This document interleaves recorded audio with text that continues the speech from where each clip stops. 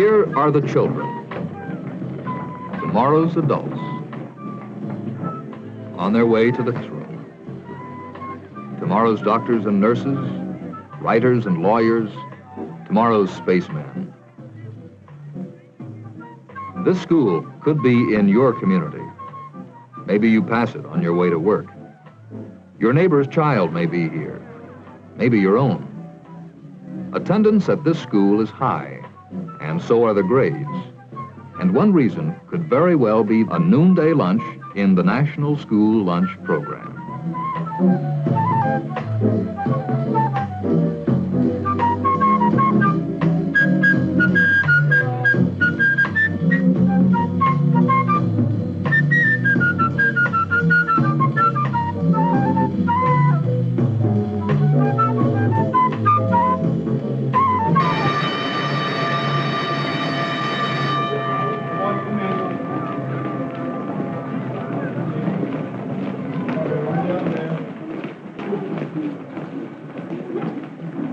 It happens every noon, Monday through Friday, in this school, in all schools that take part in the National School Lunch Program. It happens every noon for the pupil who takes advantage of the lunch program. Lunches are planned by a local school manager whose menus have taste appeal and day-to-day variety. A good lunch provides from a third to one-half of the student's daily needs.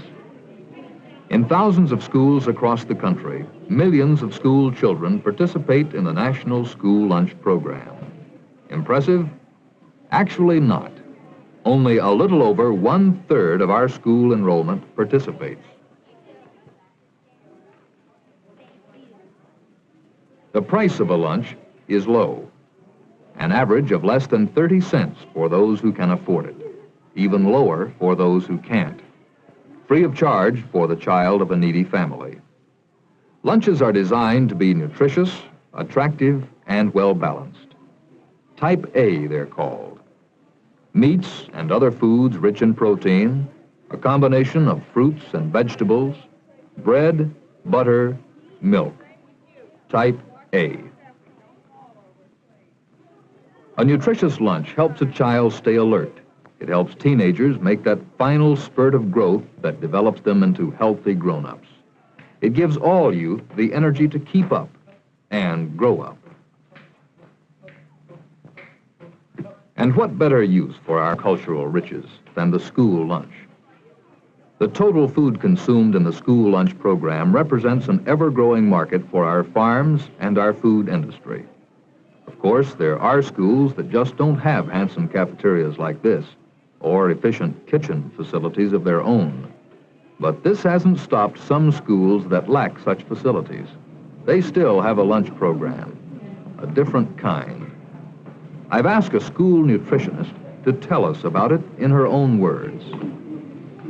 School lunches are prepared every day in one big central kitchen that services many neighboring schools with no kitchen facilities of their own. The lunches we put together are all type A and popular, plenty of good protein. There's salad for vitamins and minerals.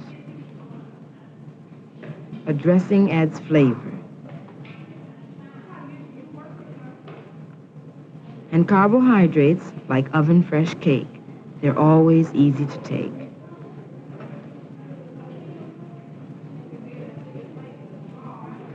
Every lunch is separately and attractively wrapped.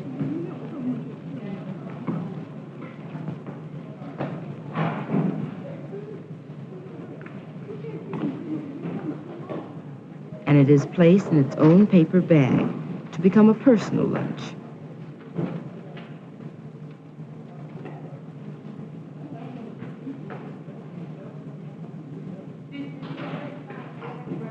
Well in advance of the noon hour, a driver picks up the bagged lunches.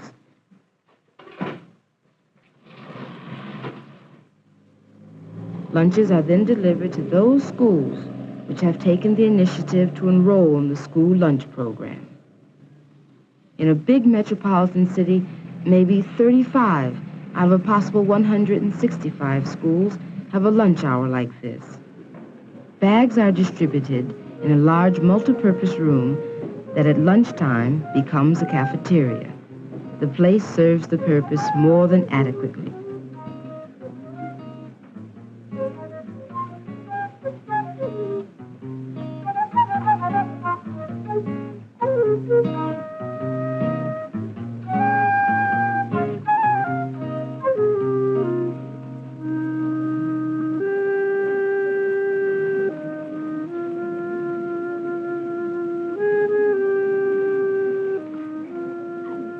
In other schools, the setting isn't always the best, since there just isn't enough room.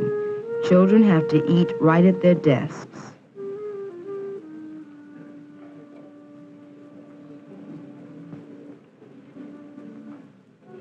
But they are being fed, and fed well, and that's what counts. More schools should do it. Every school should do it. This noontime lunch may be the only real food some of these children see all day long. Miss school and miss lunch.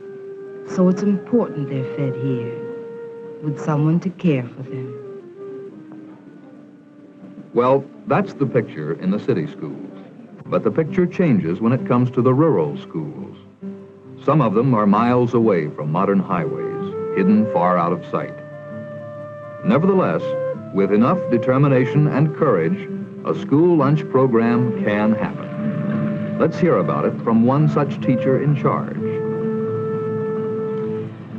Before the school day actually starts, my husband and I pay a visit to the general store to buy the day's menu. It's a good store, opens early, and it's right off the main highway, so we can count on deliveries of fresh milk every day. What's more, they stock a large variety of canned and refrigerated foods. Meats, fish, fruits, vegetables, lots of the good things children like to eat.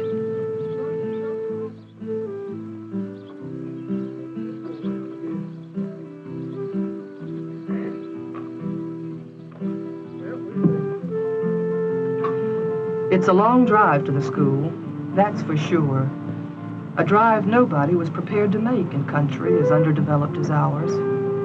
But we do it, every school day. And it's become part of our daily routine. Rickety bridges, rough bumps, and all. The children, bless their hearts, get to school ahead of time these days, just waiting to see us drive up.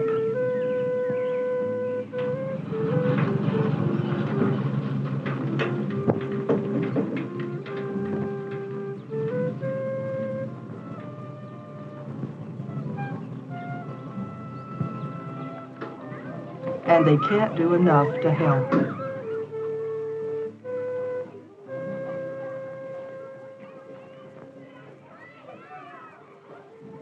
Of course, my class is a small one, so lunch preparations aren't what you'd call a hardship, and we're mighty grateful for refrigeration. Keeps the milk and other perishables cool in hot weather and fresh all morning long. Good for leftovers, too. But we never really count on leftovers.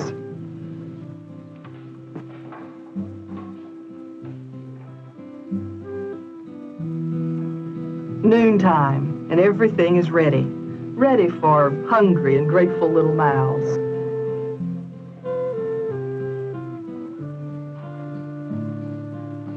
Yes, it happens every noon for the lucky school children in Vanessa Clark's county. Another county, another schoolhouse, one that's closer to the main highway. Here, food deliveries can be made. The older girls get things ready for lunch, giving the teacher a chance to remain with the younger children. The back of the schoolroom becomes an impromptu kitchen. Very often, a hot lunch is prepared, the only hot food some children can look forward to all day. And nowadays, the kids are so willing that even the boys are eager to wash up for the noonday meal.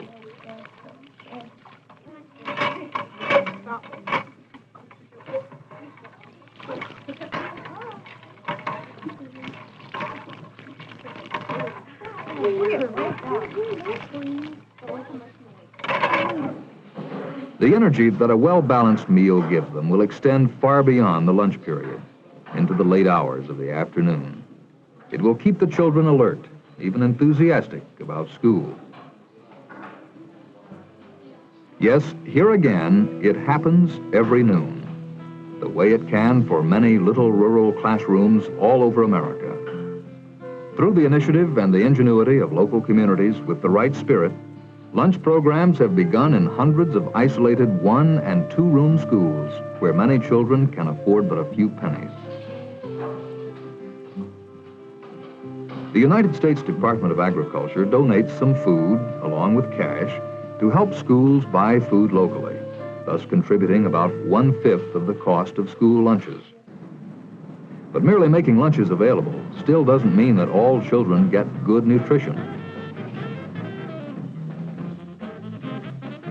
Some kids just don't buy the school lunch.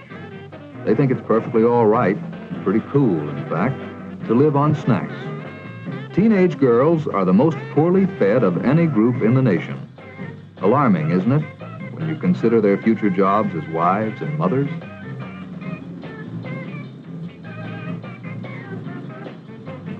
And take this youngster. Looks like he could safely skip a meal or 3, doesn't he? But don't be fooled. What he really needs is a meal with food that counts. Is this happening in your community? Find out, because many children are not getting good lunches at school. Perhaps your school is already taking part. Very well and good. But ask your school lunch manager if every child is getting a good lunch. If not, it's time to enlist the support of your local people. The federal government is putting up its share. You of the community must take on yours. Work with your school officials and the state school lunch director in your state's Department of Education. They'll tell you how to get one going, and going soon. Once you do, see to it that all children have their lunch. The approved Type A lunch. Let it happen every noon, in every school, in every state. After all, you can't teach a hungry child.